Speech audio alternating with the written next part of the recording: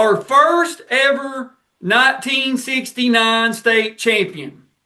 And who better to kick off the 1969 videos with the 1969 Most Outstanding Wrestler, a member of the 1969 Team State Champions, and also a 3-time state champion. Sir, if you would, tell us who you are. Ed Brandon. Of course, you're a 1967, 1968, and 1969 state champion. You were a member of North Hardin's 1968 and 69 team state champions.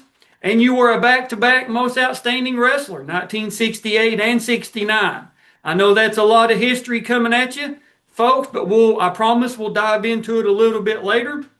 But, man, I couldn't believe whenever Tim, our buddy Tim Roberts, sent me your number and said, hey, you're not going to believe this. I just painted his house. And I was like, you got to give me his number right now. I have to talk to this guy. So, Tim, man, thank you. We done his son Joey's review video from 2017, and now we're doing yours from 1969. So the question that I start everybody off with, and I can't wait to hear the answer to this one, is our first state tournament officially was 1964.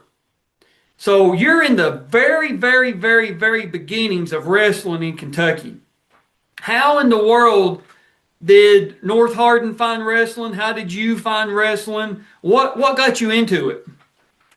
Well, I was in, my dad, I'm an Army brat, was stationed in Baumholder, Germany, and my brother was a wrestler, and I followed him onto the mat in my freshman year in college, or in high school. And it was pretty big over there. Enjoyed it very much. And of course, when I came back, it was back for my brother's senior year, and he wrestled, and then I was my sophomore year. So, and it was a great group of guys on the team and everything, but I really had no choice, or my brother would have kicked my ass. So I had to do it. I understand. It. Oh, so you were wrestling before North Hardin, even, or I guess before you moved back to the United States. So that's good to know. That's a good piece of information. Because what we've been able to talk to some of the guys from the 70s, a couple guys that wrestled in the 60s, but we don't have any video for. And they basically said that they played football, or they knew somebody, athletic director or whatever, was like, hey, there's this new thing called wrestling. I want all the boys in the school have to come to gym and try out. And if you look strong enough, if you look fast enough, guess what? You're on our wrestling team. We'll fill in our weight classes as we go. So it's good to know that you had a little bit of experience coming over. So with you going to North Hardin, was your dad stationed at Fort Knox? Yes. Okay, I got you. That's good to know. I guess you kind of lucked in to going to North Hardin, or I guess Hardin County there, because of the wrestling program. So when you go to North Hardin, do you kind of seek out the wrestling coach or the wrestling team and be like, hey, I know how to do this, or I'm pretty good, or how'd it go? Oh, yeah. Well, we started with football. Coach Dan Walker was the coach at the time. And again, my brother played football, and there was just no question at all that we were going to move into it. I loved the sport, and so did my brother. And I don't think Coach Walker would have tolerated us not wrestling. So we went right into it, just flowed one sport into another. It was great. I understand that. Now, of course, like we said at the beginning, you're a 3-time state champion. And if you're watching this, maybe Ed's videos brought you to the series, is if you have any videos from the 1960s, wrestling videos from the state tournament, please contact myself, contact Ed. We can get in contact with each other. I would love to have as many videos from the state tournament as we have, or as we can possibly get our hands on. I don't have any. Well, I'm just talking to the people. But I'll look around. Going to be watching this. The thousands of people that's going to be watching this when we post it. I believe our number is, we're at 37 complete years I think we have, I think it's, I don't know the exact number. I've got so many numbers in my head from doing all this, but if you have anything from 64, 65, 66, 67, or 68, please contact me, contact Ed. We can get it. We can make it a digital copy. If you have reels, VHS tapes, DVDs, whatever they are, we just want the footage. But Right. man, in 1967, 145 pounds, you beat Tom Welsh from Flagey out of Louisville in the state finals. Do you remember how you won that match? Because it doesn't have it listed. Well, it was, I believe I beat him on points, but what was interesting, how I got to 145 is the whole season, I had to cut weight like a nutcase. There were no BMI standards, so we starved ourselves and used laxatives and water deprivation. It was just nuts. And so right before the state tournament, um, Coach Walker switched Pete Burns to 138, which I was wrestling, and I went up and put me up to 145. So it was like an immediate infusion of food and water. It helped my strength and endurance dramatically. So I was a different guy from the whole season, and right at the state tournament, it was great. That worked Of out course, good for Pete you then, Burns, didn't it? yeah, but Pete Burns still got beat. So all right. Oh, sorry, Pete. We Yeah. hate it for you, man. But like I said, 1967, 145 state champion. North Hardin come in team runner-up. But in 1968, you're at 154 pounds. You beat Ray Crooker from Boone County in the finals. And that year, North Hardin won the team state championship. So do you remember how you beat Ray? No, I do not. No, Okay, I well, don't. I got the video or the archive, KHSAA archive just has the winners for certain years. It doesn't have how guys won unless we have the '69 video. So, and something about Ray that I do want to mention, you beat a pretty good wrestler because in 1969, Ray was in the finals. He got beat by Dwight Williams of Seneca. And then in 1970, Ray ends up winning the 155-pound state championship and was voted most outstanding wrestler. So actually, Ray's family reached out to me. I think it was his daughter. Ray passed away a few years ago, and I was able to send her the match video from him wrestling Dwight in 1969. And she sent me this long, how they'd always heard the stories, and they actually had, I think, like a family dinner or some type of family gathering so they could all sit down and watch Grandpa and watch Dad wrestle all these years later, and she just couldn't thank me enough. So it was great to be able to give that family that video. I really, really was appreciative of letting them know. Wonderful. Go ahead, I'm sorry. Oh, go ahead. Oh, well, in 1968, though, you guys win the team title. And let's talk about who was, you guys will see a photo of this. On that team was Dan Morris, Brian Burns, Arville Myers, Jay Crawford, Butch Bragg, Greg Fleischer, J.W. Yates, Coach Charles Wise, Manager Mike Cheek, Lucky Varilles, Ed Brandon, of course, Charles Nisselrod, Buzz Shelton, and Jim Brandt, and Coach Dan Walker. So pretty good sounding crew there. Yeah, it was. We were tough. All got along very well. And again, Dan Walker was. I guess the word brutal would come to mind. We were the best. We didn't have the best technique as wrestlers, but we were definitely the strongest and in the best shape. He drove us, and one thing he did during my experience was he used faith and religion really well in terms of us getting past limitations and believing in ourselves and moving forward. One of the things he mentioned that I used it a lot was when Muhammad moved the mountain, and there's a whole verse which I can't remember, but what I would say to my opponents when I shook their hands at the beginning of the match was I'd look them right in the eye, give them the meanest look I could, and say, "Be thou removed." And it freaked a lot of them out pretty good. So I had an edge when the whistle blew. there wasn't no good luck. Hope you wish you well. Merry Christmas. Yeah, yeah. Be thou removed. I like that. Be thou removed. I like that. I have to remember that. So 1967, like you said, you were a sophomore. 1968, you were a junior. 1969 coming in, you're a senior. And I've asked a lot of returning state champions this, and I want your opinion on it. But when you get into practice after football or whatever it is, you're looking around. Does the mentality of we can repeat as team state champions get brought up a lot? Do you look around the room and say we got a pretty good squad again this year? How did it go when it come to trying to win that team title again?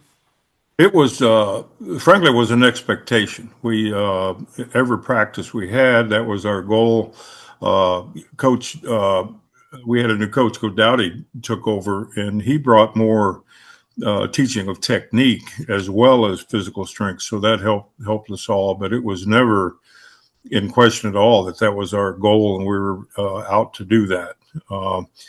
And one reason, as you can imagine, in Kentucky, North Hardin basketball got all the spotlight, even though they weren't very good. I mean, our wrestling practice took place on the stage in the gymnasium. They would close the curtains and we'd wrestle in this little stage area. Yeah. So winning the state champion meant we could laugh at the basketball team because they didn't have a very good record. So that was very important. Man, I completely understand that. So 1969, you're in the finals. You're wrestling Don Ledman from Campbell County. And before we talk about that, though, I want to kind of go back a little bit. When you go to other tournaments, you go to a dual meet, wherever it is, you're traveling, do people know who you are? Because to the young kids watching this, we always didn't used to have one of these in our pocket. We always didn't used to have YouTube, Facebook, Instagram, TikTok. We couldn't connect with people. So did people know that you were a returning two-time state champion? Did they kind of look at you differently? Like, whoa, the champ's in the house here. Or how did it go for you? It was on occasion, yeah. There were other state champions as well. So there was I wouldn't say idolization, but there was certainly, you could recognize it with applause when we were introduced, and that sort of thing. But it really, again, when we walk into a match, we were so focused on winning that we didn't pay a whole lot of attention to the crowd or anything, mainly because both coaches would have done rude things to us if we'd have been distracted by it. Yeah. But on occasion there was, particularly from our fans, was where it really came through. They hated us when we were on the road because we kicked everybody's ass. But they at home we got a lot of that. I got you, man. I got you. Now, like I said, 165 pounds, 1969, Don Ledman out of Campbell County. And I asked you before we started filming, had you ever watched yourself wrestle? And you said that, I guess, I'll let you tell the story. Go ahead and fill that blank in for us. Well, really never until during the actual wrestling experience. No, but later on at a wrestling reunion, they showed some videos of various matches, and I think it was the one that maybe you have. So that was really the only time I ever saw it. I don't think my parents ever taped anything or not. So never got to see much of me wrestling. Now, I believe that I could be wrong, but are you using, is it your daughter's or your granddaughter's computer? Is that right? Yes, my daughter. Okay. Have they ever got to see you wrestle on video? No, my daughter saw the pictures that you sent, but other than that, no. All right, so to the Brandon family that's getting ready to watch this, I hope you really enjoy it. I hope Dad's Stories lives up to his performance here. Here you're getting ready to see. Now this match, or this video I should say, has the face-off, the match video, of course, and the most outstanding wrestler presentation. and the team trophy presentation. Because, of course, like I said, we'll talk about North Hardin's history just in a second.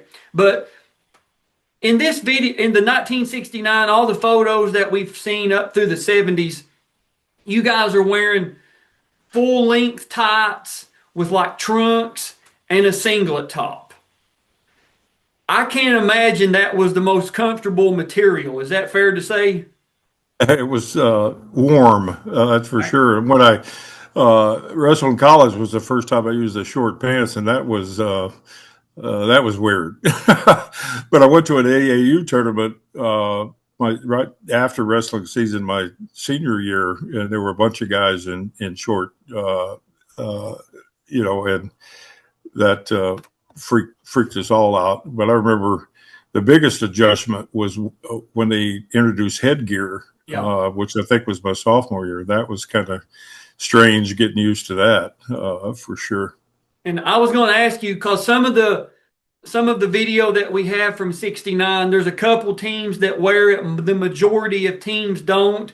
Do you remember at all? Like, was it optional? Was it only teams that could afford it could get it? Do you remember much about that? Yes, it was. It was optional, and then it became. I think it was mandatory my senior year, if I'm not mistaken. But it was optional originally. All right, man. Well, we're going to pull the video up here. I'm excited to get you to watch this. And there we are. We're at Trinity High School there in Louisville. The mat that we're wrestling on is the Kentucky School for the Blind mat. And this was an incredible find. It was in an archive at Eastern Kentucky University. So I'm glad we were able to get our hands on it. And like I said, it's got the face-off, the match, most outstanding wrestler presentation, and it's got the team trophy. And there is no original audio. So you're going to have to just listen to myself and Ed talk. So here we go. And there you come out, shaking hands, all business. You're in the navy blue bottoms and the white top, and Don is in the white top with the yellow trunks. So it's like you're working like a front headlock here. Was that one of your go-to moves, that front headlock or front spin around there? Yes. And it was unusual for me to come standing up. Normally, I came in low on my knees and drove in for the legs and had a takedown. So this guy was prepared to that, and for that, and I had to stay up on him. Yeah, you're trying to get that like a some type of a chancellor with the arms there. You spin around, get your takedown. You got a half Nelson in, trying to use that arm ride, looks like. Did Trinity to North Hardin really isn't that far? Do you remember, did North Hardin have a lot of fans or a lot of people come watch? Yeah, it was. We had quite a bit of noise. There was no buses or anything like that, but there was parents and family and that sort of thing. I got you.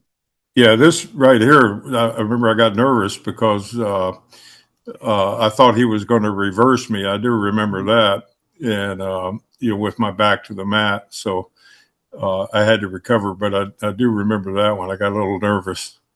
Yeah, you do a good job there fighting out of it. No, you're still holding on to that arm bar, like that wing, whatever you want to call it. Depends on what part of the world you're from. Was that something that you guys just drilled all the time? Was that wing from the back? Yes. I got you. Yeah, that was one of the basics. And I had really good heavy upper body strength as well. So that really helped me a lot. So now we're here on the bottom. You get a reversal. Yeah, sit out, turn in. I use that about 1 million times during the season. That was my basic move, and a lot of the times it led to me being able to pin the guy right at the beginning of the second period. But this guy avoided that. And right there again, you tried for another half Nelson, but he was able to to fight out of it. I believe we're getting ready to go out. Yep, we're out of bounds. You're on top here. It's good to see that even in today's wrestling, we start the same way that you guys did back in the 60s. And man, you're trying to rip his arm off with that head lever you've got going on there. I wouldn't want to be a part of it. Yeah. You turn him to his back. And yeah, I did that so many times. That was that just upper body strength could mess you get him that up cradle. bad. There it is. And you win 1969 by fall. An excellent performance. And coming up next is the most out. There you are getting your most outstanding wrestler trophy. And there you guys come getting your team state championship trophy, 1969. A great moment. The locker room was crazy when we went in there. We were I guarantee it was. I guarantee it. And there it is. There's that big trophy. You guys put in a lot of blood, sweat, tears, effort, time, all that to win and be known as champions forever. Add to the North Hardin history. Now, who's that coach you guys picked up right there? That's Dowdy. Okay. Yeah, he was good because he, following a legend of Dan Walker was not easy because Dan had got a job, I think, at Moorhead State University as football coach. Okay. So he went to the college level. And then they brought in Dowd. I'm not even sure where he came from, to be honest with you. I got you. Now, let's talk about your 1969 team members. Robert Roach, Ronnie Hickok, Charles Davis, Arville Myers, Jerry Hanna, Robert Heckelrod, Bruce Dowdy, Bernie Head, Tony Smalley, of course you, Lucky Verrills, Charles Roach. Vervillis is it? Lucky Vervillis. I'm sorry, I don't mean to Vervillis. Good, thank you for telling me. Charlie Roach, Mike Miller, and Charles Nesselrod. And if you're watching this, Charlie Roach, if you would, please reach out to me. I have your video as well, or Charlie's family. Reach out to me. I'd love to do a review video with Charlie or his family. But man, watching that video back after all these years, does it play out the way you remember it?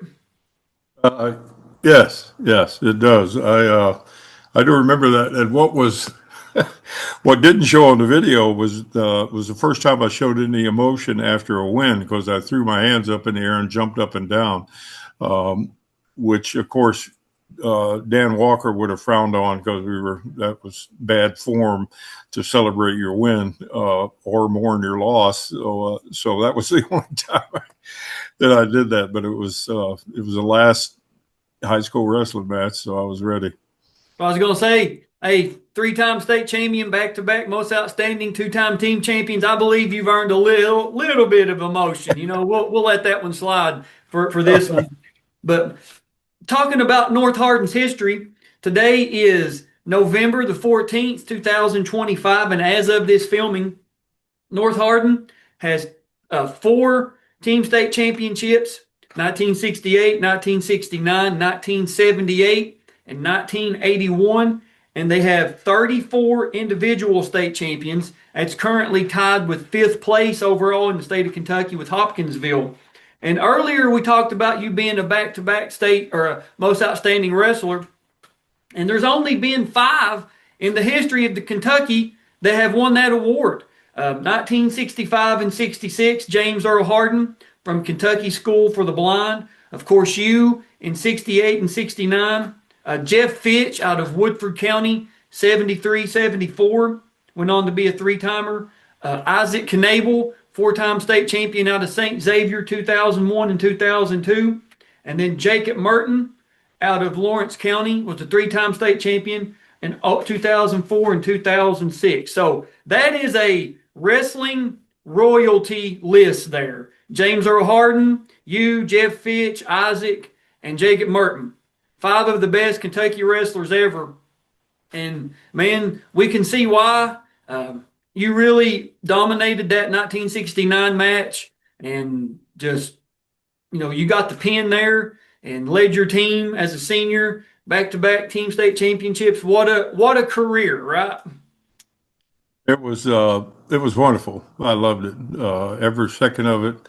It was just, except for my sophomore year, the weight, cutting weight. I mean, I'd sit at home and watch television and spit into a glass because I could lose 8 ounces of weight of spit. I don't think they allow that anymore No. or encourage it anymore. Yeah. Kids, don't do that. Do not do that. I remember another guy you might want to talk to, Jay Crawford. He was 3-time state champion as well. I remember one time, this is kind of rude, I guess, but at a weigh-in, he had a little accident with X-Lax. Oh, boy. At weigh-in, so it was kind of a mess. Yeah. I brought that up to him the last time I saw him. So anyway, you might want to edit that one. Yeah. I'll say now, I've been told a story about maybe you had a little incident with some laxative. I mean, set the record straight and see what he says. So you have been out of wrestling now for a pretty long time. I think it's fair to say. And we know we have a lot of high school age, middle school, elementary parents, wrestlers, guardians, coaches. Everybody enjoys the series. So the not everybody's going to have the success that you've had. That's to be understood. But you can also learn life lessons. You can also take more from the wrestling room or practice or meets than you could ever get while you're doing it. So all these years later, what would you like to pass on or let the next generation that wants to be Ed Brandon, be a 3-time state champion, be team champion, most outstanding wrestler? What would you like to pass on to them that you learned from wrestling? I would say conditioning, first of all, relentless conditioning, focus, positive attitude, learn as much technique variations as you can. Because I remember when I went to Indiana on scholarship, I had a long way to catch up as far as technique was concerned. So the more research you could do on advancing wrestling techniques, the better. But focusing on conditioning and positive attitude, the two huge ones. I understand. Now, all these years later, I don't want to say do you miss it, but doing what you were able to do, would you go back and do it again? Yes. Oh, absolutely. Without question. I made, some lifelong friends. I've just really enjoyed the experience at the time. Of course, success helped that. But the reaction that my parents had, particularly my older brother and my one son, who now referees in Illinois, wrestles the state referees state finals all the time. It's been a legacy, so I enjoyed that very much. Yes, I would very much recommend it. And that's something that we have found, whether it's people that recently graduated, maybe the same year we filmed their video, or people that's been out of school for 50 plus years, is the sentiment all seems to be the same, is we really didn't appreciate what we had when we had it.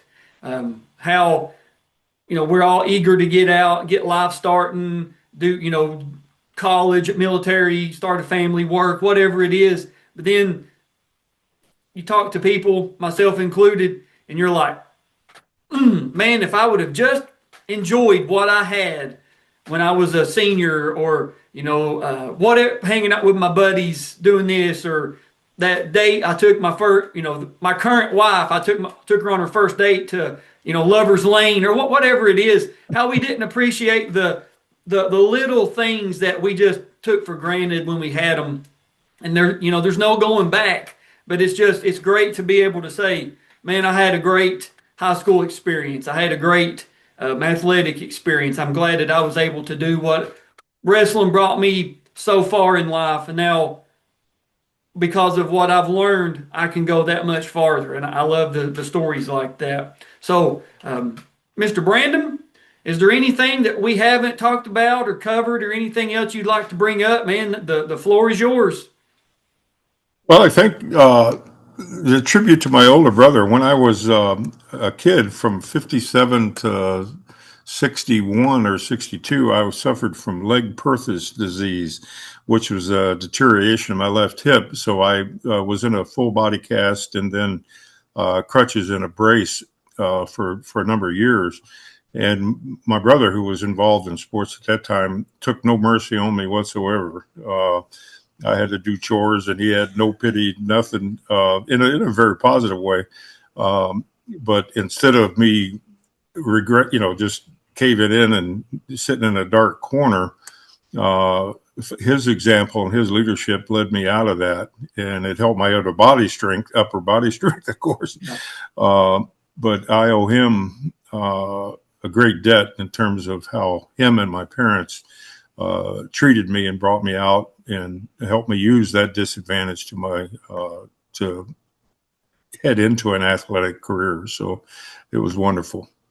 Absolutely, man. And I can't thank you enough for doing this. And like I said, thank you to Tim for getting us lined up. And I've been wanting to, unfortunately, we do know there's been a few 1969 state champions that have passed away. And we've talked to Craig Kissel from Trinity that won. We've talked to Mike Nolan at 95 pounds that won.